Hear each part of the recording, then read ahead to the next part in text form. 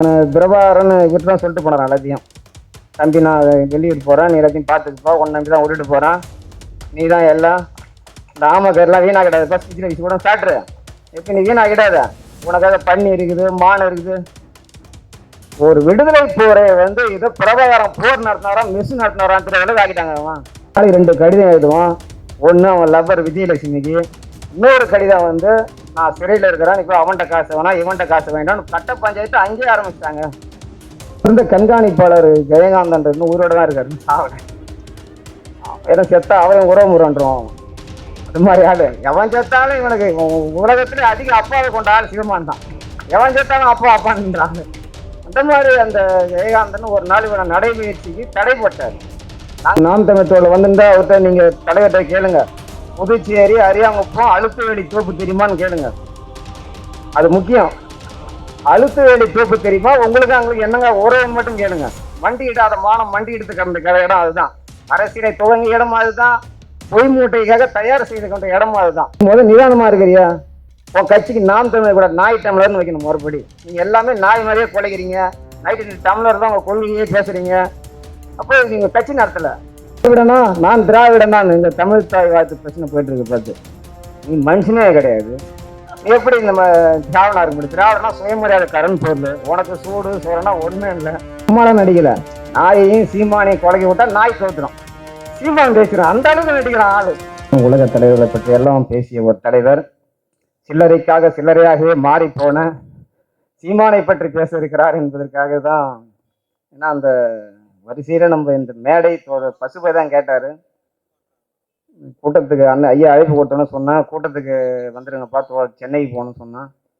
என்னென்ன கூட்டனாரு, இது மாதிரி கூட்டண்டா எல்லாம் கூடுதலாக தோழெல்லாம் வந்துருந்தேன்னா அவர் சொன்னார், ஏன்னா அவனே ஒரு காமெடி பீஸு, அந்த காமெடி பீஸுக்கு இவ்வளோ பெரிய கூட்டம் போடுறது, நம்ம வர செலவு பண்ணி இங்கேருந்து போகணுமானான்னு கேட்டார். அது காமெடி பீஸு தான். இருந்தாலும் வந்து தோட்ட நான் சொன்னேன், ஒரு நாய் ஒன்று வீட்டு தேடி வச்சுன்னு சோறு போட்டு வளர்த்தான். அது ஒரு வீட்டு சோறு பார்த்துன்னு சொல்லிட்டு தெருபூரா சாப்பிட ஆரம்பிச்சுது. தெருபூரா கண்டதை சாப்பிட்டுட்டு அவனை கடிக்க ஆரம்பிச்சிருது. அப்போ நம்ம தானே சொல்லி நான் அது வெறி பிடிச்சிருக்குப்பா, நீங்களாம் பார்த்துருங்கப்பா, கார்பரேஷனுக்காரன் புடிச்சின்னு போயிடுவான், ஆனாலும் நீங்கள் பாதுகாப்பாக இருக்குவான்னு சொல்ல வேண்டிய பொறுப்பு நம்மளுக்கு இருக்குதுப்பான்றதுக்காக சரின்னு சொன்னால் அவரும் ஒத்துக்கினார். அவர் வந்து சீமானை சொல்லலை, செய்தியாக சொன்னார். அவர் வந்து இப்போ சமீபத்தில் கூட அவர் வந்து தோழர் வந்து பேட்டி கொடுத்தார் சீமான். அவர் வந்து எங்களுக்கு இயக்குனராக இருக்கிற போது தெரியும், அவர் நடிகரை வைத்து படம் எடுத்து கொண்டிருந்தார். இன்றைக்கு RSS இயக்குறது, அவர் நடித்து கொண்டிருக்கிறார். அது சும்மாலாம் நடிக்கல. நாயையும் சீமானையும் கொலைக்க விட்டா நாய் தோத்துடும். சீமான் பேசுகிறான், அந்த அளவுக்கு நடிக்கிறான் ஆளு. அதே இப்போ ஒரு பேட்டி கொடுத்திருந்த ஆளு, நான் திராவிடனா நான் திராவிடன் தான். இந்த தமிழ் தாய் வாழ்த்து பிரச்சனை போயிட்டு இருக்கு பார்த்து. நீ மனுஷனே கிடையாது. நீ எப்படி நம்ம திராவிடா இருக்க முடியும்? திராவிடனா சுயமரியாதைக்காரன் பொருள். உனக்கு சூடு சோழனா ஒன்றும் இல்லை. அப்புறம் எப்படி திராவிடனா இருக்க முடியும்? அதுவும் கிடையாது. இப்படி இந்த சீமான் வந்து ஒரு கோமாளி மாதிரி வாங்கின காசுக்கு மேலே அவன் போறான்டா அப்படின்ற மாதிரி ரொம்ப அதிகபட்சமாக போயிட்டு இருக்கான் ஆளு. பெரியார் மேடையிலே வாயை வளர்த்து பெரியாரை எதிர்த்து பேசி வயிறை வளர்த்து கொண்டுறான், வேற எதுவும் இல்லை. இதுதான் சீமான். சீமான அரசியல் ரொம்ப நாளைக்குலாம் நீடிக்காது. இது வரலாற்றில் அதெல்லாம் பார்த்துருக்கீங்க தொடர்ச்சியாக. இதுக்கு முன்னாடி மாப்போசியோட பேரனாக இன்றைக்கு இருக்கிறார். ஆனால் எங்களுக்கு ஒரு சந்தேகம், இவனை வந்து இவன் சொல்கிறான் எல்லாரையும் ரத்தம் டெஸ்ட் பண்ணணும், ரத்தம் டெஸ்ட் பண்ணுறோம், எல்லாரும் யார் பேசினாலும் ரத்தம் டெஸ்ட்டுக்கு வந்துடும்.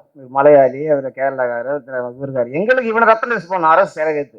இவன் கோயபல்ஸ் பேரன்னு நினைக்கிறான். கோயபல்ஸோட ரத்த டெஸ்ட் இந்த அந்த உறவுமுறையில் இருப்பான்னு வாயை தந்த பொய் மூட்டை சுமந்து தான் புழுவுறான் ஆள். ஒரு இடத்த கூட உண்மையை பேசணும் கிடையாது.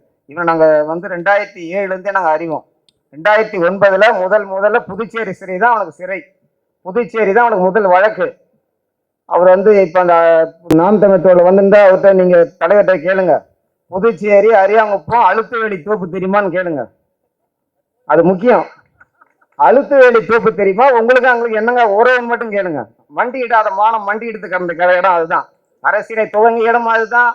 பொய் மூட்டைக்காக தயார் செய்து கொண்ட இடமும் அதுதான். அப்படி நல்லா நக்க போட்டு வந்து ஒரு மேடையில் வந்து பேசி கண்ணாமண்ணான்னு பேசிட்டு சிறை வழக்கு பதிவு பண்ணி சிறைக்கு போனார். வாழ்நாள் முழுக்க சிறை 95 ஆண்டு காலம் இந்த மூட்டச்சட்டியை சுமந்துக்குன்னு உழைத்த பெரியார் இன்னைக்கு விபத்து பேசுகிறான். அந்த புரட்சியாளர் சீமான் இருக்கார் இல்லைங்க, 3 வேளையும் சிறை உணவு தான் இருக்கு. சிறை உணவு சாப்பிட்டது கிடையாது. 3 வேளையும் வீட்டு உணவு. அதில் 2 வேளை வந்து அசைவ உணவு. புதுச்சேரி சிறையில் அவர் சிறை வாழ்க்கை அதுதான். வீட்டு உணவுலாம் அவர் எடுத்து கிடையாது. அதுக்குள்ள வந்து சிறையில் வந்து அவருக்கு நாங்களே செருப்பில் ஒரு ரீபோக் ஷூ வாங்கி கொடுத்து அவர் வாக்கிங்லாம் போயிட்டு இருந்தார். அங்கேருந்து கண்காணிப்பாளர் ஜெயகாந்தன் இன்னும் உயிரோடு தான் இருக்காருன்னு சாவலை. ஏன்னா செத்தா அவரையும் உறவு முறன்றோம். அது மாதிரி ஆளு எவன் செத்தாலும் இவனுக்கு உலகத்திலே அதிக அப்பாவை கொண்ட ஆள் சிவமான் தான். எவன் செத்தாலும் அப்பா அப்பான்றாங்க. அந்த மாதிரி அந்த ஜெயகாந்தன் ஒரு நாள் இவனை நடைபயிற்சிக்கு தடைப்பட்டார்.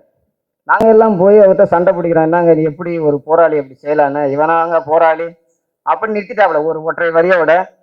அப்புறம் அதுக்கான பொருள் எங்களுக்கு தெரியல. அவர் வந்து ரிட்டையர்மெண்ட் ஆகி ஒரு நாள் சந்திக்கிற வாய்ப்பு கிடைக்கா சொன்னார். அங்கே ஒரு நடைமுறை இருக்குது, அதனால அந்த செய்தியை சொல்லலை. இவனுக்கு என்ன வேலை தெரியுமாங்க, ஒரு நாளைக்கு 2 கடிதம் எழுதுவான். ஒன்று அவன் லவ்வர் விஜயலட்சுமிக்கு, இன்னொரு கடிதம் வந்து நான் சிறையில் இருக்கிறேன், இப்போ அவன்கிட்ட காசு வேணாம் இவன்கிட்ட காசு வேண்டாம். கட்ட பஞ்சாயத்து அங்கேயே ஆரம்பிச்சிட்டாங்க. 2009 அந்த சிறையிலே ஆரம்பிச்சிட்டான். 2009 உச்சகட்ட உலக போர் நடந்து கொண்டிருக்கு. இந்த ஈழத்தமிழர் விடுதலை போர் நடந்து கொண்டிருக்குது. கொத்து கொத்தாக மக்கள் செத்து கொண்டிருக்கிறாங்க. அந்த நேரத்தில் காதல் கடிதம் எழுதி சுத்தினவன் தான் அவன் கட்ட பஞ்சாயத்து. இவன் தான் சொல்கிறான், நான் தான் வந்து ஈழ விடுதலைக்காக சீமானு பிரபாகரன் இவர் தான் சொல்லிட்டு போனான் எல்லாத்தையும். தம்பி நான் வெளியூர் போகிறேன், நீ எல்லாத்தையும் பார்த்துக்குப்பா, உன்னை நம்பி தான் விட்டுட்டு போகிறான், நீ தான் எல்லாம் இந்த ஆமக்கர்லாம் வீணாக்கிடாது, பஸ் பிச்சில் வச்சு கூட சாட்டுரு, எப்போ நீ வீணாக்கிடாத, உனக்காக பண்ணி இருக்குது மான் இருக்குது. ஒரு விடுதலை போரை வந்து இதை பிரபாகரம் போர் நடத்தினாராம் மெஸ் நடத்தினாராம் அளவுக்கு ஆக்கிட்டாங்க அவன். அந்த மாதிரி மிக மோசமான நபராக அது அவனுடைய தொண்டர்களை உருவாக்கி வச்சுக்கிறான் பாருங்க. அது அதை விட கொடுமைங்க. அவங்களுக்காக தான் இந்த கூட்டமே. தம்பி நீங்களாம் வந்து மனநோயில் ஆடக்கூடாது, நல்லா மருத்துவரை இப்போ பார்க்கணும், சீமான கூட இருந்தால் முத்தி போயிடும் உங்களுக்குன்னு சொல்றது தான். இவனாவது தேவலாம், இவனாவது காரியத்தின் அடிப்படையில் செய்கிறான். அறிவாளினா வச்சிருக்க மாட்டான். ராஜீவ்காந்தி வர மாதிரி நிறைய பேர் அனுப்பினால அது மாதிரி வந்துடுவாங்க வெளியில். அறிவாளி எல்லாத்துலையும் அங்கே இருக்கிறாங்க. அந்த தொண்டர்கள் வந்து பதிவுலாம் ரொம்ப ஆபாசமாக அருவறுப்பாக. அவன் எப்படிப்பட்ட ஆளாக இருக்கான் பாருங்க. இந்த படத்தில் வந்த செய்தி தான் அவங்க பண்ணிக்கணும். செந்தில் வந்து அவங்க அப்பா கிட்ட போய் கேட்பாரு, வெண்ணிராடி மூர்த்தி இருப்பாரு. அவங்க அப்பா கூட்டு செந்தில் சொல்லுவார், செந்தில் எனக்கு உடம்பு சரியில்லை, பக்கத்தூரில் போய் சாவு இருக்குது, நீ சாவுக்கு போ, சாவில் போய் என்னப்பா பண்ணணும், அங்கே துக்கத்தில் பங்கேற்றுக்குப்பா அப்படின்னு சொல்லி அனுப்பாரு. இவன் இங்கேருந்து போய் வடிவேல் மனைவி செத்து பேர் இறந்துருப்பாங்க. அங்கே அவருக்கு மாலையை போட்டு, வடிவேலு வருத்தப்படாத, உனக்கு மட்டுமா பொண்டாட்டி, எனக்கு தான் பொண்டாட்டி, எனக்கு மட்டும் பொண்டாட்டி, ஊருக்கே பொண்டாட்டின்னு சொல்லுவான். அதே மாதிரி இந்த நான் தமிழ் கட்சிக்காரன் பூரா இருக்கிறாங்க. சீமானு ஒன்று பேசினான்னா அதை அப்படியே அதை விட கூடுதலாக காப்பி அடிச்சு மெண்டல் மாதிரியே பேசி திரியிறான். அதனால் இவர்கள்லாம் வந்து அவங்க தொண்டர்களை வந்து நம்ம வந்து அரசுக்கு கோரிக்கை வச்சு காப்பாற்ற சேர்க்கணும். சீமானு வந்து சொல்லவே தேவையில்லை, இந்த வெறிநாய்க்காக தான் ஒன்று அது பிடிச்சின்னு போடுவாங்க கார்பரேஷன், இல்லை அது ஓடி ஓடி அதுவே குறைச்சி அதுவே வந்து காலாவதி ஆகிடும். இப்படிப்பட்ட சூழலில் பெரியார் இயக்க தொண்டர்கள் அது இந்த ஐயா வந்து இந்த அளவுக்கு இந்த மேடை நான் கூட கேட்டேன், தேவையான்னு கேட்டேன். தோல் சொன்ன மாதிரி இந்த காமெடி பீஸுக்கு இவ்வளோ பெரிய தேவையான்னு கூட நான் கேட்டேன். அவன் வந்து பெரிய மணல் குவாரி கதெல்லாம் பேசுவான், அப்புறம் அவங்க கூட தான் பயணிப்பான். எவனாவது ஒரே வார்த்தை கேட்டு பாருங்க, உனக்கு ஏதுடா சொத்துன்னு கேட்டு பாருங்க. எளிய பிள்ளைக்கு எதுடா 40 லட்சம் 50 லட்சம் காரு, உன் மனைவிக்கு ஒரு காரு, நீயே தெண்டை சோற சுற்றி ஒரு தடுமாடி 10 தெண்டை சோற கூட சுற்றிட்டு இருக்கிறான், அவனுக்கு ஒரு காரு. ஒன்றும் இல்லாத புதுச்சேரியில் வந்து ஆட்டோவில் வந்தாங்க. அவன் ஆட்டோவில் வந்தவன் இன்னும் படம் பூரா ஹிட்ட எல்லாம் வெத்து படம். அந்த படத்தை ஏது இவனுக்கு பணம், இவ்வளோ பணம், அரசு இதெல்லாம் வந்து அவனை வந்து கண்காணிக்கணும். அவங்களுக்கு தோழர்களை வந்து எல்லாரையும் கேட்குறீங்கள, ஏது திமுக காசு, அவங்களுக்கு காசு, இவங்களுக்கு காசு, முதல்ல இவனுக்கு எதிராக காசு, ஏறு ஓட்டினானா ஏற்பாடுச்சானா, இவனே மேடையில் பேசுவான் சாராங்காட்சி பண்ணு, அப்போ அந்த கேஸாவது கைது பண்ணிவன. இப்படி வந்து இந்த சீமானை வந்து இந்த அரசியலில் ஆர்எஸ்எஸ்னுடைய இந்த வேலையை சிறப்பான பணியை வந்து அவன் செய்து கொண்டிருக்கிறான். தமிழ்நாட்டை கூறுபடுவது. இவன் வந்து வடநாட்டுக்கு நம்ம சொல்லி அனுப்பணும். இவனுக்கு வந்து எல்லாமே தெரியும், வடநாட்டுக்கு நடப்பதும் தெரியும். ஆனாலும் இங்கே இருக்கிற திராவிட மாடல் ஆட்சிக்கு எதிராக வந்து ஆர்எஸ்எஸ் அடிப்படையில் ஆர்எஸ்எஸ் சொல்லுகிற வேலையை சரியாக செய்யணும். அதுக்காக ஏவப்பட்ட ஏவல் நாய் தான் அவன். அது சீமானை வந்து தோழர்கள் வந்து நம்ம அவங்க தொண்டர்களுக்கு எல்லாம் தனியாக கூட்டு பேசினாலும் கூட இன்னைக்கு கூட அந்த ஐயா அந்த துண்டறிக்கை போட்ட உடனே அது கீழே ரொம்ப ஆபாசமாக போட்டே இருந்தாங்க. இந்த ஊருக்கு கூட சமீபத்தில் உயர் அதிகாரி ஒருத்தர் அது மற்ற சிக்கலில் ரொம்ப ஆபாசமாக அவங்க மனைவிகளும் வந்து சித்தரிச்சு இவன் தான் வந்து பாலியல் சின்னலுக்கு எதிராக பேசுகிறான்றான். இவன் வந்து நான் கேட்பது யாரா பதில் சொல்ல முடியுமா, என் கூட வாக்குவாதம் செய்ய தயாரா, என்னோட விவாதம் செய்ய தயாரான்றான். அந்த அம்மா தினைக்கும் கேக்குது, சீமான் பையனு செருப்பாடு அடிப்பேன் ஒன்ன, அதுக்கு ஒரு பதிலும் சொல்ல மாட்டான் ஆளு. நீ என்கிட்ட விவாதத்துக்கு அதுக்கு கூப்பிடு, அதுக்கிட்ட போக மாட்டான் விவாதத்துக்கு, நம்மளே கூப்பிட்டுருக்கான். உங்ககிட்ட விவாதம் பேச மனுஷன் பேசுவானா? நீ முதல் நிதானமா இருக்கிறியா? உன் கட்சிக்கு நாம் தமிழர் கூட நாய் டம்ளர்னு வைக்கணும் மறுபடி. நீங்க எல்லாமே நாய் மாதிரியே குலைக்கிறீங்க, நைட்டு டம்ளர் தான் உங்க கொள்கையே பேசுறீங்க. அப்போ நீங்க கட்சி நடத்தல, அது ஒரு கார்பரேட் கம்பெனி மாதிரி வச்சுக்கிட்டு இந்த தமிழ்நாட்டை சீர்குலைக்கிற வேலையை நீங்க வந்து தொடர்ச்சியா செய்றீங்க. பெரிய திராவிட எதிர்ப்பு பேசுறீங்க. இந்த சீமானுங்க கட்சி ஆரம்பிக்க பார்த்து சொன்னாப்புல, ஈழம் மலரும் வரை எனக்கு திருமணமே கிடையாதுன்ட்டாங்க ஆளு. அப்புறம் அதில் ஒரு ஸ்கீம் ஏற்றின வந்தான், திடீர்னு ஏற்றின வந்து நான் ஈழத்தை உதவி பண்ண கல்யாணம் பண்ணிக்க வந்தோம்.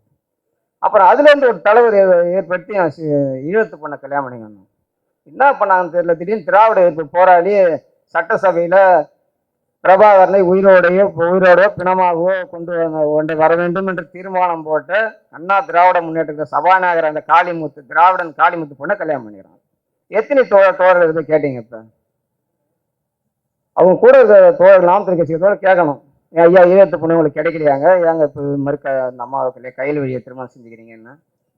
இப்போ சீமானுடைய அந்த போக்கிரித்தனத்தை பொய் மூட்டைத்தனத்தில் தோல் இருக்க வேண்டிய பொறுப்பு இருக்குது. ஆனால் ஐயா மாதிரி ஆட்களுக்குலாம் அது அதிகபட்சம். ஐயா ஏற்கனவே ஒரு முறை ஒரு பேட்டியில் பேச பார்த்து கூட சொன்னாங்க, அவ்வளோ ஒழிச்சுக்கிட்டதே முதல் வேலை அப்படின்னு சொல்ல பார்த்து நான் ஐயா கிட்டே சொன்னேன், நீங்கள் கோபமாக பேசிக்கிறாங்க, நான் முதல் முறையாக பார்த்துறேங்க ஐயான்னு. அந்த வேலையெல்லாம் கூட நாங்களாம் பார்த்துக்குவோம். அதை சீமான் மான்ற இந்த நாம் தமிழர் அப்படின்ற கட்சியுடைய தோழர்கள், அந்த தம்பிமார்கள், நீங்கள் வந்து ஆய்வு செய்யுங்க. இந்த திராவிட இயக்கம் இல்லை என்று சொன்னால் தமிழ்நாடு எப்படி இருந்திருக்குன்னு கேளுங்க. சீமானுக்கும் தெரியும், தமிழ்நாட்டினுடைய தமிழர் தலைவர் தந்தை பெரியார்னு அவனுக்கும் தெரியும். அவன் தெரியும். வேற வயிற்று பழப்பு என்ன பண்றதுங்க, வேற வழி இல்லாம தாங்க அவனுக்கு அது மாதிரி பேசிட்டு இருக்கான். சீமானு பேசுறதுதான் திராவிட தமிழ் மானம் உள்ள மனிதனாக்கி என்னென்னமே பேசுவான். பெரியாருக்காக நான் கொலை பண்ணணும், அதை பண்ணணும், குடிச்சிட்டா ஒரு மாதிரி பேசுவான், குடிக்கலாம் ஒரு மாதிரி பேசுவான். ஆனா பெரியாரை பேசிக்கொண்டே தான் இருந்தான் ஆளு. திடீர்னு இங்க வந்து மேடையில நம்ம ஆளுங்க கொடுக்குற கூலி பத்திரன்னு அந்த கூலி மாரடிக்க போய் அப்படி டைவெர்ட் ஆயிட்டாங்க ஆளு. இன்னொருத்தர் இருந்தார் மணியரசன் சொல்லிட்டு, தமிழ் தேசிய தந்தை என்று அழையுங்கள் பெரியாரேன்னாரு. இப்ப என்ன சொல்றாரு, எப்படி தமிழர் பெரியார்னாரு. வயசான காலத்துல அவர் ஒரு முடிவுக்கு வந்துட்டாரு பழகுது, இனிமேலாம் உழைக்க முடியாது நம்மளால, இது மாதிரி ஏதாவது பேசி வயிற்றுப்பின் போக வேண்டியதான்னு நினைச்சுங்க. இப்படி மோசமான நபர்களாம் நீங்களாம். இதுக்கு மாதிரி நிறைய பேர் வந்து காலாவதி மருந்தா போய் குப்பையில போட்டாச்சு. ஆனா பெரியார் இயக்கம் என்பது அது வளர்ந்து கொண்டே இருக்கும். பெரியார் இயக்கத்தையோ திராவிட இயக்கத்தையோ எவனாலும் எதுவும் பண்ண முடியாது. தந்தை பெரியார் மண் இந்தியாவை வழிநடத்துகிற ஆட்சி திராவிட மாடல் ஆட்சி தான் நீங்க நடக்கும். இந்த மாதிரியான நாய்கள் குலைத்து காலாவதி ஆகிவிடும் என்று கூறி வாய்ப்பளித்து நன்றி விடைபெறுகிறேன். நன்றி, வணக்கம்.